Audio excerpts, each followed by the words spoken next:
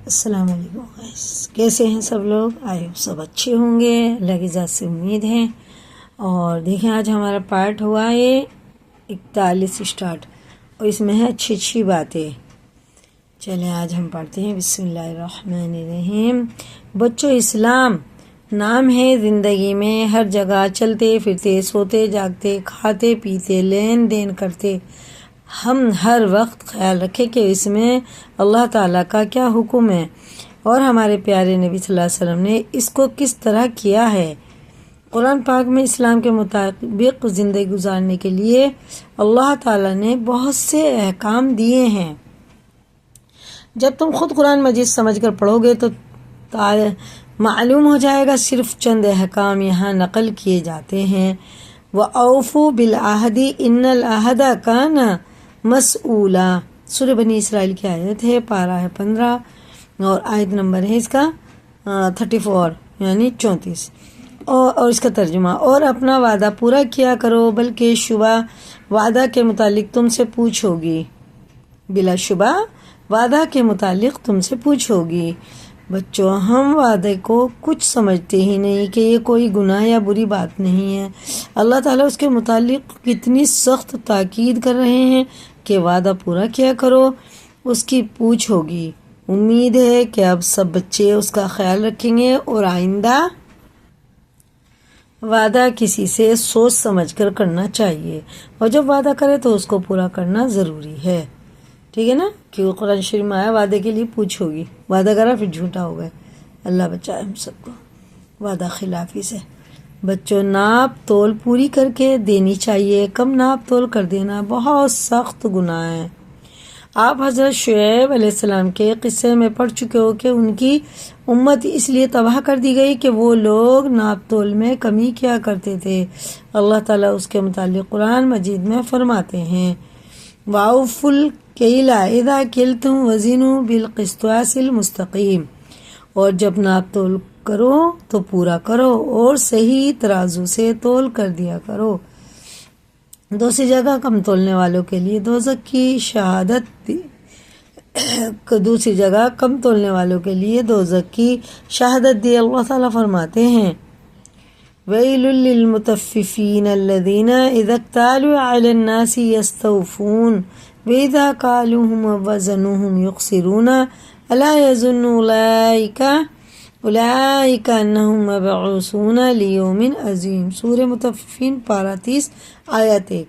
یہ سٹارٹنگ ہے نا سورت کی، اما پارے کی ہے۔ یہ خرابی ہے گھٹانے والوں کی وہ کہ جب ناپ لیں لوگوں سے پورا کریں، اور جب ناپ دیں ان کو یا قول دیں تو گھٹا کر دیں۔ کیا خیال نہیں رکھتے وہ لوگ کہ ان کو اٹھنا ہے ایک بڑے دن میں، یعنی قیامت کے دن اللہ کے سامنے کھڑا ہونا ہے۔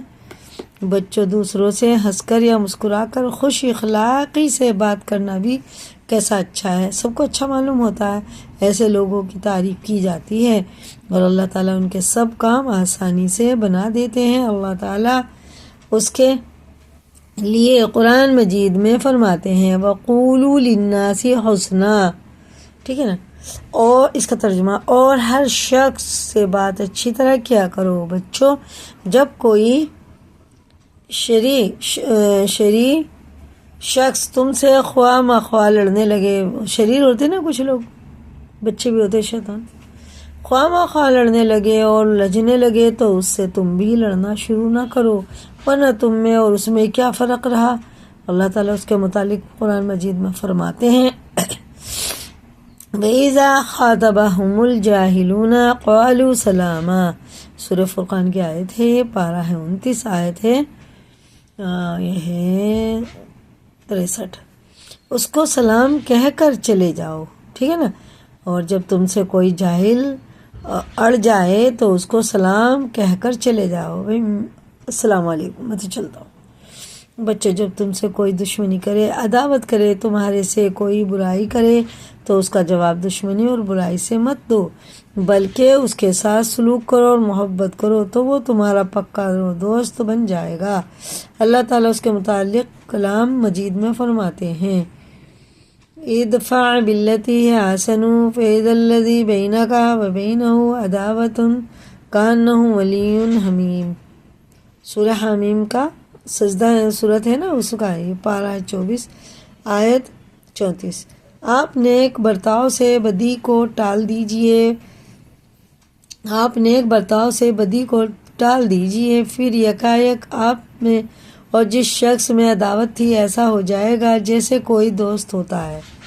بچوں، پیٹھ پیچھے کسی کی برائی کرنا کیسی بری بات ہے، اس سے بہت بہت خرابیاں پیدا ہوتی ہیں اور دشمنی قائم ہو جاتی ہے اور کوئی فائدہ حاصل نہیں ہوتا، اس کو غیبت کہتے ہیں۔ ٹھیک ہے، قرآن مجید میں غیبت کرنے والوں کو کہا گیا ہے ایسا ہے جیسا اپنے مردہ بھائی کا گوشت کھائے۔ مرے ہوئے بھائی کا گوشت کوئی کھا لے گا؟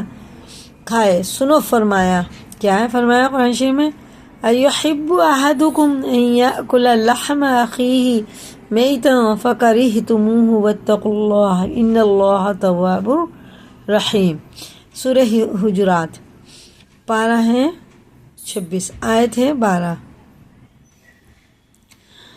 کیا تم میں سے کوئی اس بات کو پسند کرتا ہے کہ اپنے مرے ہوئے بھائی کا گوشت کھائے؟ اس کو تو تم ناگوار سمجھتے ہو، اللہ سے ڈرتے رہو، بے شک اللہ بڑا توبہ قبول کرنے والا ہے۔ بے شک بچوں، سلام کرنے کے متعلق بڑی تاکید آئی ہے۔ جب ہم اپنے گھروں میں جایا کریں یا کسی سے ملاقات کیا کریں تو السلام علیکم کہنا چاہیے، چاہے گھر میں کوئی بھی نہ ہو، تب بھی ہمیں سلام کر کے اندر آنا چاہیے اور دعا پڑھنی چاہیے اندر آنے کی، اور کچھ نہ کچھ پڑھ کے آنا چاہیے، جیسے قل اللہ پڑھیں، آیت الکرسی پڑھیں، کچھ بھی پڑھیں، یعنی تم پر اللہ کی سلامتی ہو۔ جس پر اللہ کی سلامتی ہو جائے اس کو پھر اور کیا چاہیے؟ اس کے علاوہ اور کسی طرح سلام ہرگز نہیں کرنا چاہیے۔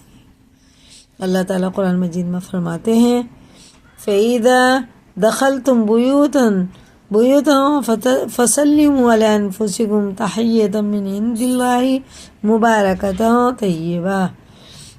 پھر یہ بھی معلوم کر رکھو کہ جب تم اپنے گھروں میں جایا کرو تو اپنے لوگوں کو سلام کر لیا کرو، جو کہ دعا کے طور سے خدا کی طرف سے مقرر ہے، برکت والی عمدہ چیز ہے۔ ٹھیک ہے، اور اس کا آگے ترجمہ ہو رہا ہے کذالک یبین اللہ لکم الآیات لعلکم تعقلون، سورہ نور ہے یہ، پر 18 آیت 61 اسی طرح اللہ تعالیٰ تم سے اپنے احکام بیان فرماتے ہیں تاکہ تم سمجھو اور عمل کرو۔ سمجھنا بھی ضروری ہے اور عمل کرنا بھی، عمل نہیں کرنا تو بیکار ہے۔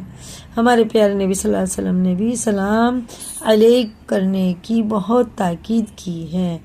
اب دیکھیں، اسی کو یاد کریں، لائک کریں، دوسروں کو بھی شیئر کریں، اور اگر چینل پہ نئے تو سبسکرائب کریں اور اردو پڑھنا سیکھیں۔ حرام چیزیں یہ آگے آئے گا، کل کا سبق ہے، آج اتنا ہی یاد کریں۔ اللہ حافظ۔